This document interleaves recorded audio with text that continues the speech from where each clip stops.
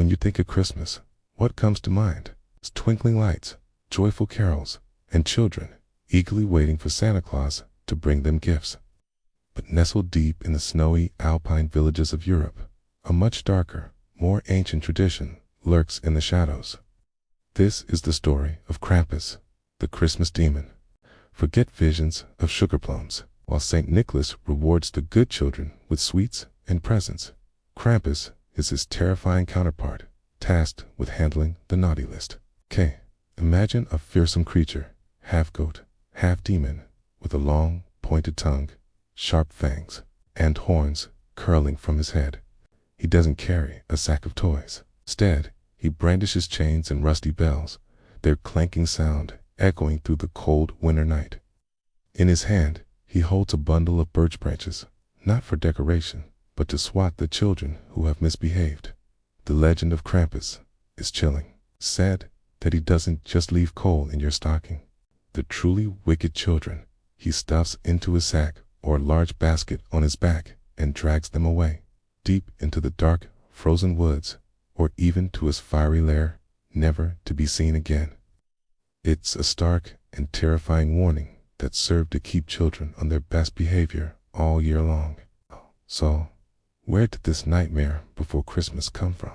The origins of Krampus stretch back long before the arrival of Christianity in the Alps. He is a figure born from ancient pagan rituals celebrating the winter solstice. In those times, he likely represented the harsh, unforgiving nature of winter itself, the cold and the struggle for survival.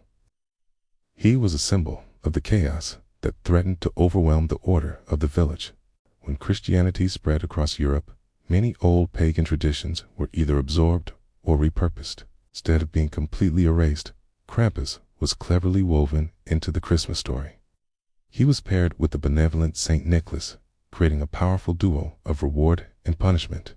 St. Nicholas represented the light, the generosity, and the joy of the holiday season, while Krampus embodied the darkness and the consequences of wrongdoing. This balance served as a potent reminder to the community that even during a time of celebration, there are rules to follow and a price to pay for breaking them. Even after centuries, the fear of Krampus is very much alive. In many parts of Austria, Germany, Bavaria, and even some regions of Eastern Europe, the night of December 5th is known as Krampusnacht, or Krampusnight. This isn't just a story told around the fire. It's a full-blown event. Young men dress up in terrifying, elaborate Krampus costumes, complete with hand-carved wooden masks, shaggy pelts, and heavy chains. They then parade through the streets in what's known as the Krampusnacht, or Krampus Run. These aren't jolly parades. They are chaotic, loud, and genuinely scary. The performers lurch through the crowds, rattling their chains, ringing their bells, and playfully swatting at spectators with their birch sticks.